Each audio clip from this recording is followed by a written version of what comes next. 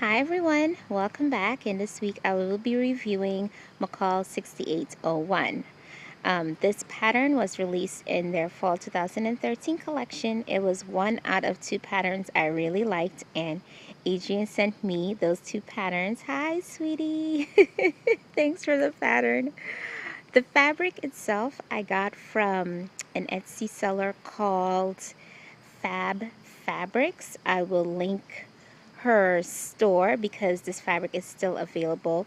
What I love about this fabric is the colors. I thought that these colors were just spot on for fall 2013. You got the cobalt blue, that plum, that hunter green, and that beautiful red that I am slightly obsessed with right now. So I always talk about the length. As you guys know, I'm 5'4".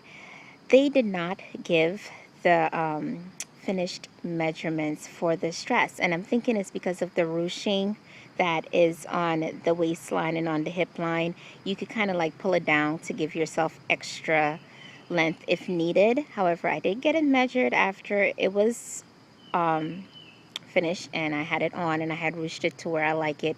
It was about 37 inches. So I would recommend that you do whatever you do to your dresses for this one, because you could always eliminate the extra length because it doesn't have any vents or anything. You could always cut it off if it's too long.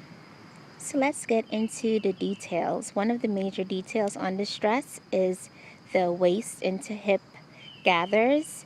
They are front and back. The gathers are about 5 to 6 inches. That is the length of the stay tape, so it is very, very lucrative. You have a lot of gathers to play with on there. I used elastic, clear elastic for mine. The detail is this gathered sleeve. Now this is a knit dress, so there isn't that much volume for the sleeve, which is good. That's what I wanted. I didn't want it to look kind of costumey. This dress has design lines of the 1940s. So in the 1940s, they did a lot of these gathered cap sleeves. This is like a semi sweetheart neckline going on right there.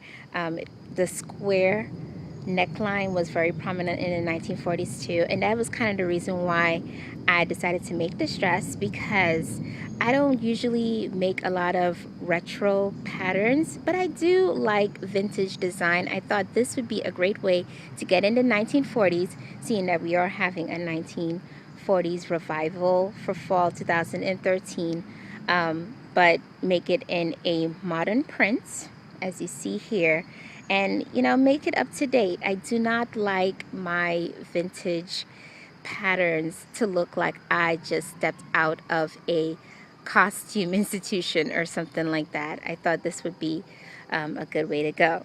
So the next design feature is this yoke front shoulder insert, however you want to say it, and it starts like right up here. Let's see if I can turn it. It starts right up here, and then it comes all the way down to where the beginning of the neckline is. Now, all the problems I have with this dress is the neckline. From this part all the way down to the waist and through the hip and the length, everything is perfect except for this neckline. So this is what's going on right here. I try to like situate the dress exactly how the way it would be on my body. I'm also going to show a photo of my problem with this dress also. The shoulder yokes, they are barely at the edge of your shoulder. So it's like this is your your collarbone and your breastplate here and your shoulder, of course, and all of this whole area here is open. So guess what?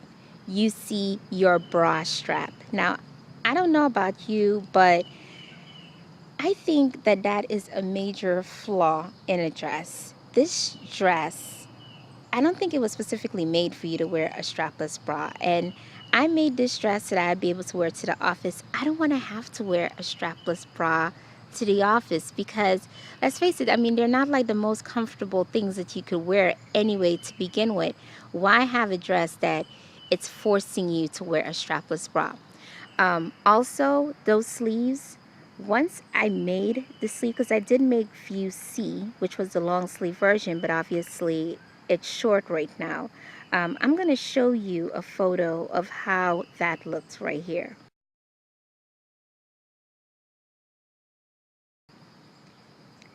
And yeah, there's the bra strap showing.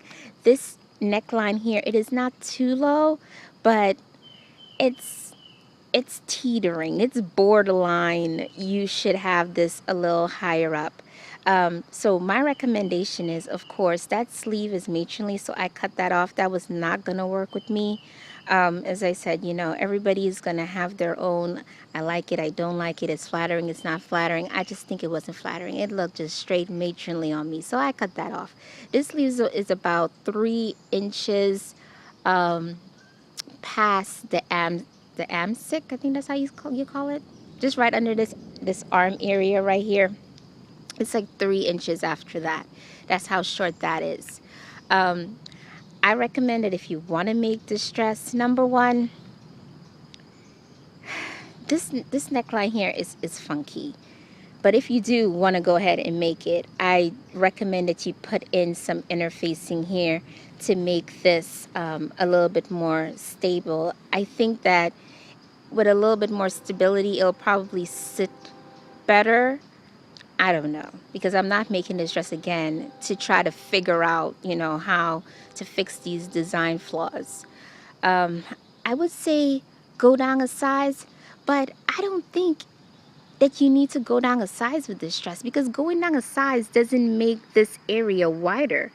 I suppose you can make these yokes wider, bring it up like around here, and that would probably add more coverage to your straps. You could probably bring this up too, but then again, it's not that bad, so it's okay.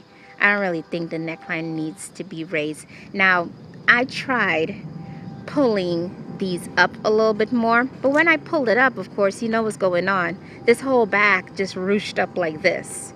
That's not a good look, you know.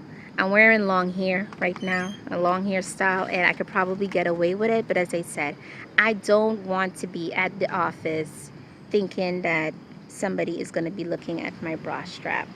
All right, and let me just show you the back of the dress. All right, this is the hard part.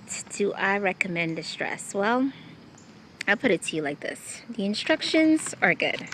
You will not have any problems making this dress. It is very, very easy to make, and the instructions are good. I used my normal measurements, 36 bust, which ended up being a size 12. I thought that the neckline was wonky and it felt like it needed to be smaller, but then again, I already explained that. I don't really think it needed to be smaller. I just think the yokes are not wide enough. The fit between your bust line, the waist, and the hip line was great. So that being said, it's a good pattern, but the neckline, I just feel like bras showing, it's not a good look. I feel like you shouldn't be forced to wear a strapless bra to make a dress look good, fit good. No. And I really don't know who QC'd this pattern, because I would figure anyone that made this pattern would have come up to the conclusion that this needed to be fixed. I don't think this is gonna work. So with that being said, I don't know. I won't make it again. I would not tell anybody to make it because I don't like those flaws, but it's really up to you. So let me know. Let me know what you guys think about the whole situation. And here comes the look of the day.